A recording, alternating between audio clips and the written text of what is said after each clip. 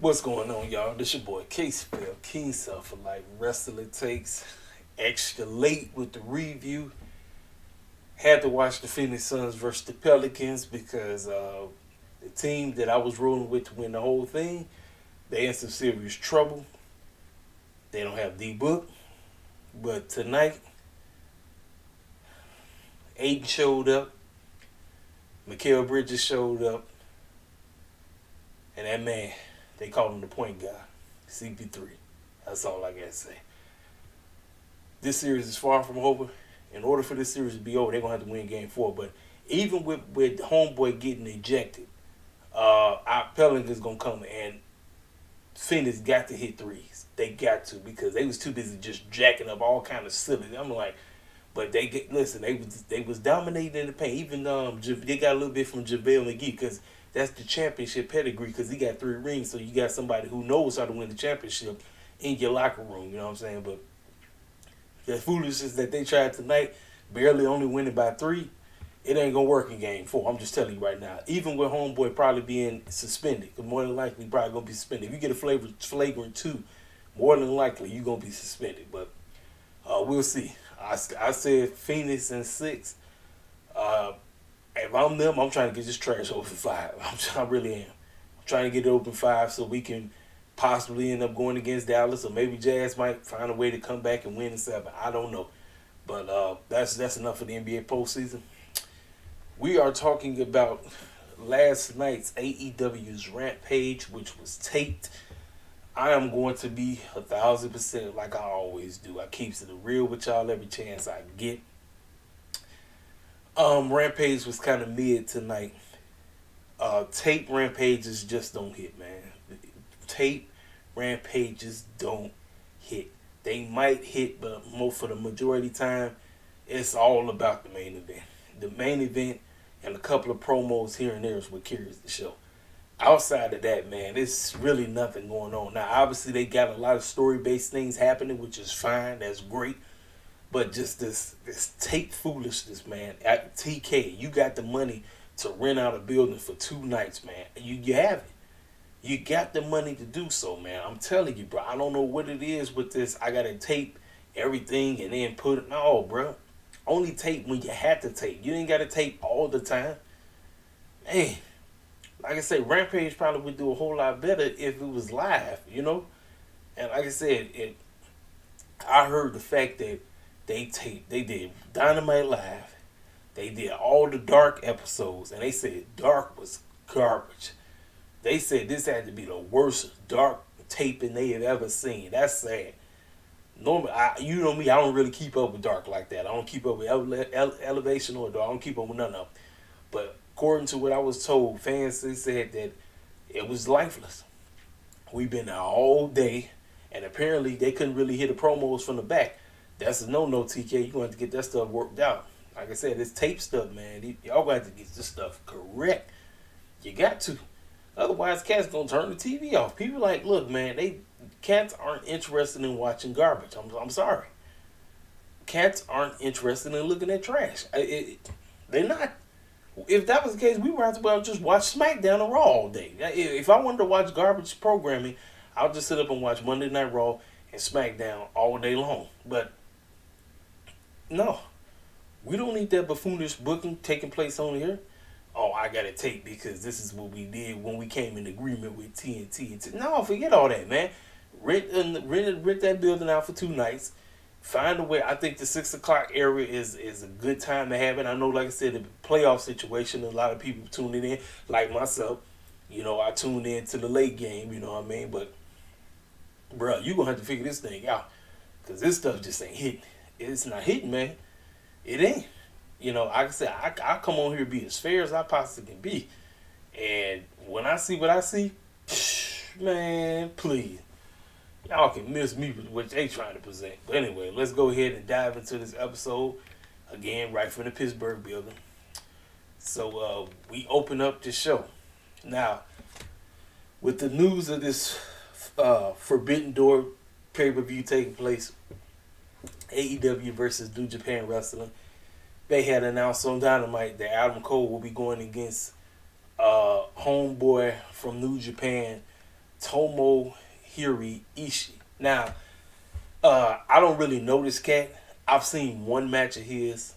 I've seen him go against, unfortunately, I've seen him go against Impact's own Moose. That's the match I saw when I first seen this cat.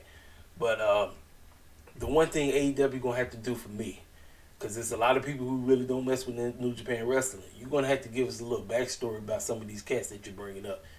You know, everybody don't know who these cats are that you're putting on TV. I'm a hardcore, but I ain't that crazy. You know what I'm saying? I ain't looking at all this foolishness all the time. I don't know. Like I said, I understand he's a New Japan legend. I get it. I understand that. But some of us don't know. Like, maybe give us a little back. Let them cut a little promo or something. Like, do a little video package promo and let us pique the interest of who this Tomohiro Ishii guy. You know what I'm saying? Let some of us who really not familiar with this cat, let us know who he is, and he can cut it in his language. They just put it, they just translate it, and we just read what he's saying. You know what I'm saying? He was represented by Orange Cassidy and Rocky Romero. And let me tell you something. For me, this matchup was alright. It was okay. It was just okay for me. Like I said, I'm doing my best to quote unquote talk nice without sounding like, I really don't give a rat's behind. But like I say, the name of the game is you got to get cats who really not familiar with these cats to give a care about these matches. Don't just be putting matches on TV thinking like, oh, this is about to be great. And I get it. This is basically, since we quote unquote walking through the forbidden door, let's go ahead and give you a little sample size of what you might be getting at the pay-per-view. I get it. It called for it. Not saying that this matchup shouldn't happen, but I'm just saying, like, give us a little back history of this Tomohiro guy. You know what I'm saying? That's what we need. Like, the name of the game is to grow your audience, right? You can say, some of us, like I said, some of us aren't familiar with these New Japan clowns. We're just not. A whole lot of y'all that watch this stuff, y'all may be, but a whole lot of us that watch it, we just not. But him and Adam Cole, they was just chopping each other up, doing a couple of move sets here and there and all that stuff. But Ishii almost had the match won, but if it wasn't for Jay White walking out with the distraction. He walked out, referees was looking at Jay White. Adam Cole did the Lobo match over. So that was that. Adam Cole wins. New Japan already getting the L's. New Japan been taking L's left and right. Like, that's all they do. They come through and take L's all day. So we're going to see who's really going to get buried at this pay-per-view. Is AEW going to bury everybody in New Japan, or is it going to be mixed? We'll find out. I know a lot of y'all probably tripping about what I just said. I'm just telling the bold-faced truth. So, and the crowd, they kind of was in it. You did get a hit. You did get it. This is awesome chant, for a little bit, but then it kind of died down, because they was tired. They been there all day, sitting from taping to taping. I mean, look, y'all gonna have to find a way to rent the building out for another night so cats can get a breather. Cause I'll probably be wore out too. So I'm like sitting up here all day watching everything. I'm like, bruh, man, that's why I said, man, the tape Rampages just don't hit like they. I mean, they hit, but they don't hit. You know what I'm saying? But that's that. So they talked about how Adam Cole joined Samoa Joe and Kyle O'Reilly, and because this was a Owen Hart tournament qualification match, so now backstage you had the security blocking the door because you see the JAS clown showing up, and they talk about Jericho, talk about we deserve to be in there. We'll have all you names. We'll have all you clowns ejected. We'll have all you clowns fired because you don't know who this is. I'm Jericho. I belong in there. You can't. I'm supposed to be on Rampage. I'm supposed to be on commentary. You can't ban me from here. I'll have you, and especially you. I'm going to have your butt fired. Human resources. And then Matt talk about, human resources. And then Dan told him to calm down. He said, look, man, calm down. Listen, I'm going to go out there and I'm going to manhandle Eddie Kingston. Just watch it. I did it 2 times. I'm about to do it for a 3rd time. I just started laughing. I said, yeah, you finna get manhandled, sir. Speaking of jobber matches, we had Lance Archer versus Serpentico. This matchup wasn't even a match. This was just a beatdown. The move sets that Lance Archer do, choke slam. Serpentico thought he did something by jumping through the ropes, and he was jumping up and down like he did something, looking like a straight up buffoon. He was stupid. I mean, like I said, it wasn't a match. And you had Sean Spears on commentary trying to hype up Lance, and Jake the Snake Roberts was out there. Like I said, this was basically them to say, all right, Lance, we're going to give you a win. You got to get a win before you lose, because you got to lose to the man. You got to lose to Warlow. Sean Spears said, we don't call him Warlow, we call him Piggy. Like I said, this wasn't even a match. It was just a beat down. It was nothing. Like I said, you know they got to have this squash match. Now, we get to the third match. We get to Daniel Garcia versus Eddie Kingston.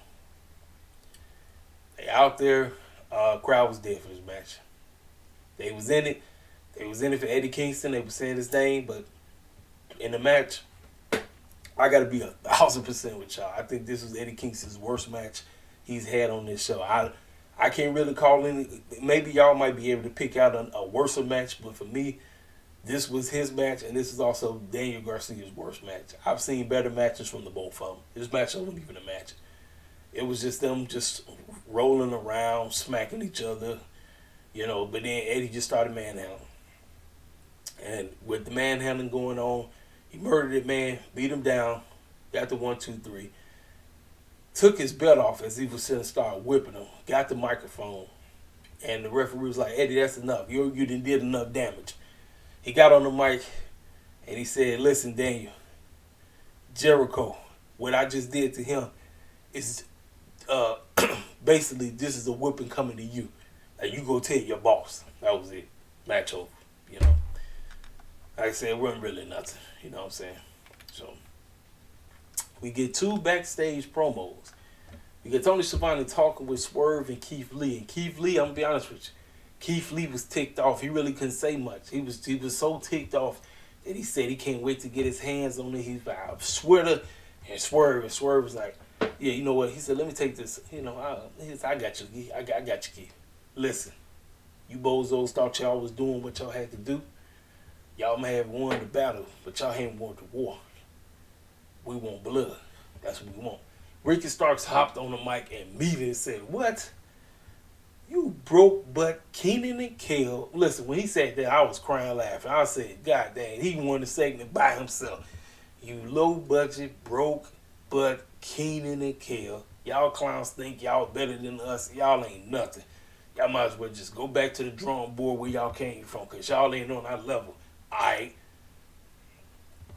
Hey, listen. Tony Khan allowing cats to spit, say what they got to say.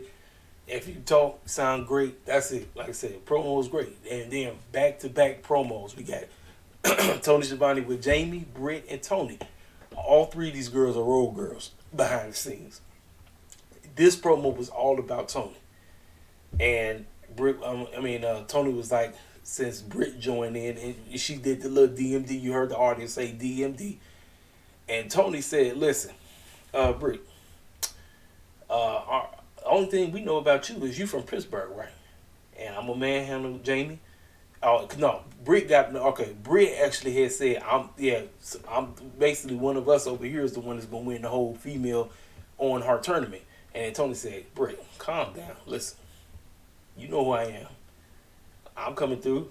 I'm gonna manhandle all y'all. Listen, all you known for what do you do? Just being known for being in Pittsburgh? I said, dang. I said, she spoke true. That's really it. That's all she's known for, being from Pittsburgh. That's it. We just know her as from Pittsburgh. That's all. What have you done? Nothing else. And she walked off. Left the 2 of them standing there looking like they was ready to jump her. Britt just looked shocked. Like, I know my so-called best friend behind the scenes did not just try to snap off at me. No, she didn't. That's exactly what she looked like. Left her speechless. Like, no, what did she just do it? Now, we get ready for the main event. Picture in picture. Mark Henry is in the middle. And he said, Jade, you'll have an opportunity to potentially go 30-0. And you finna face possibly your toughest battle yet. Marina Shafir. And now, obviously, while he's talking, she all up on the phone, ain't paying attention what he had to say. And she said, hold on, Mark. Look, I ain't gotta say nothing. Hey, Smart, you do all the talking, and he did all the talking. He said what he had to say. Then she said, "Look, I'm about to manhandle this girl. Who she thinks she is? She ain't nothing to me. She will never be nothing to me. And I'm gonna get this stuff over like it's money. 1, 2, 3. We out." And then that's what Mark said. All right, seems like that's enough talk. Serena said something, but I forgot. Marina said she said something, but I wasn't really paying attention to what she said. But Mark said it's time for the main event. So we come out. Marina come out first, walk out. You know, listen. I think she's getting it, but I'm talking about her overall presence, everything. Because I grade you from the moment you walk out to the moment you get into the ring, and she got that part down. Like she looks like she knows what she's doing as she walks out. But now it's the part of when they get into the ring and everything. So this matchup was actually the best match on the whole show. Now I know people gonna say I'm tripping because we just had Ishii versus Adam Cole, but I'm gonna be honest with you, I wasn't really feeling that match. It was an okay match. This matchup actually, Marina actually didn't look that bad. That is a testament to Jade Cargill. The fact that Jade had to carry this whole match and that Marina actually looked pretty solid herself. Marina still needs a lot of work. Jade is 1,000% better than she is, just like Jade still need work. But Marina, she needs a whole lot of work when it comes to the in-ring stuff. Now, she got the submission stuff down pat. I see Jade added a new submission move to our arsenal. Kudos to BD. The baddie section, we already know Kiera and Red is all on. They sitting there, got popcorn. They threw, Jade threw Marina over there by the girls, right? Now, Mark is in the ring because I'm like, wait a minute, how the heck is they over there? How the heck is they out here cheating, doing this stuff? Mark is distracting Aubrey, so they throwing popcorn on her. They beating her down. They holding her down while Jade is able to just beat the snot out of everything, right? So they get back into the ring, and then like I say, she put that submission move back on Jade. She put it back on there, and Jade once again crawls back to the ropes and all this. Now, the jacked up part about this, AEW got to. It's a twofold thing. There seems to be an issue every time the girls try to put somebody through a table. The only one that seems to know how to put somebody through a table is none other than Nyla Rose. Nyla Rose is the only one that know how to put cats through tables. Everybody else, it seems like every time they try to put another lady through a table, the table does not break. This is a twofold thing. Tony Khan either going to have to loosen up the tables a bit, make sure that they're a little bit looser, so that the girls, when they do it, it'll break. Because it seems like every time when the girls try to put another lady through a table, they don't break. That's exactly what happened. Jay tried to put her through a table, and you seen the one leg just turn in. That's it. So the table didn't break. This seems to be a recurring thing with the women. This is a twofold thing. The ladies going to have to get a little bit stronger. They got to. It ain't just on Tony. This is a twofold thing. All the women gonna have to get stronger and learn what it really.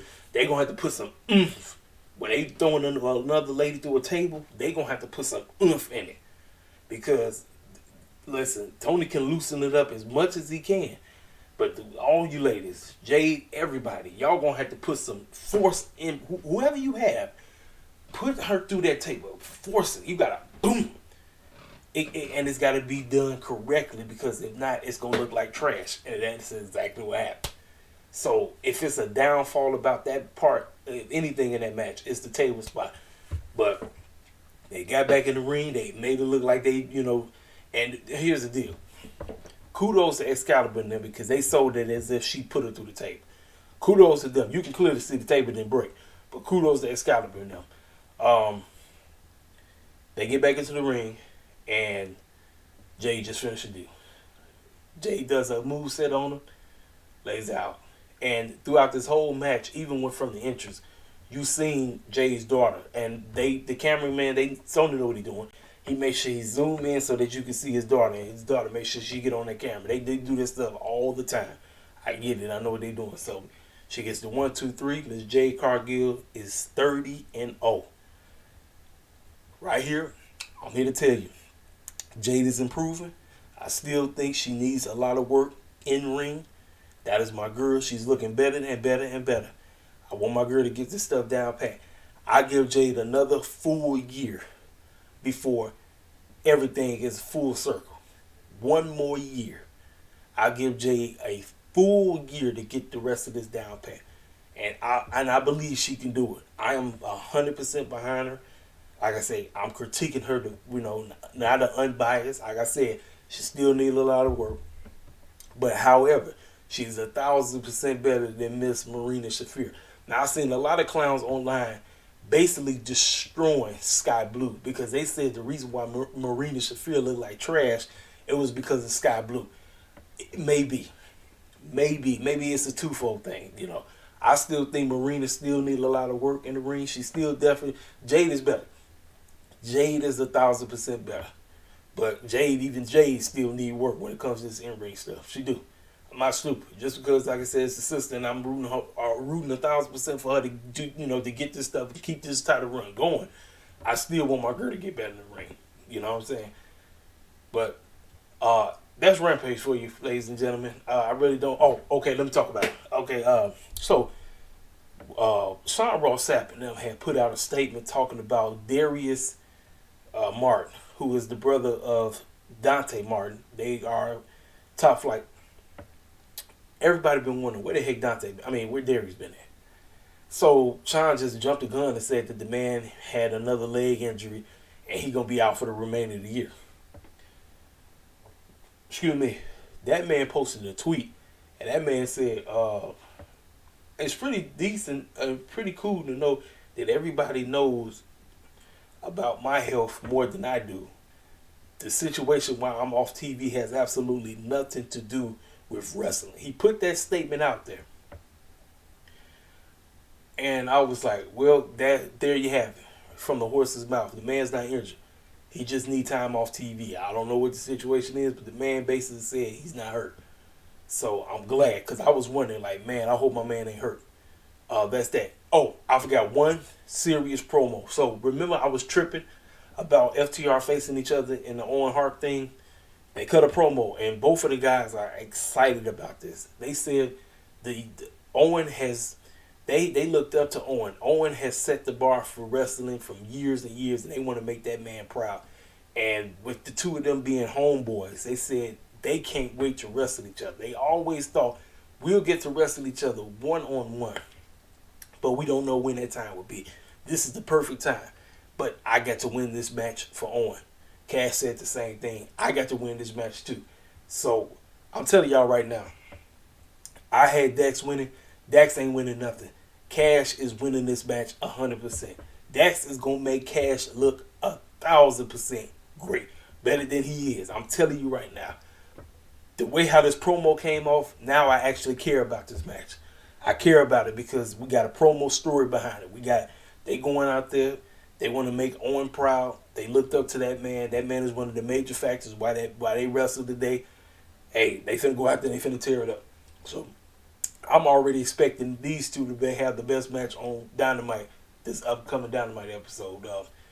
But ladies and gentlemen, that is my honest take on Rampage. Rampage must be live. Tape Rampages don't work.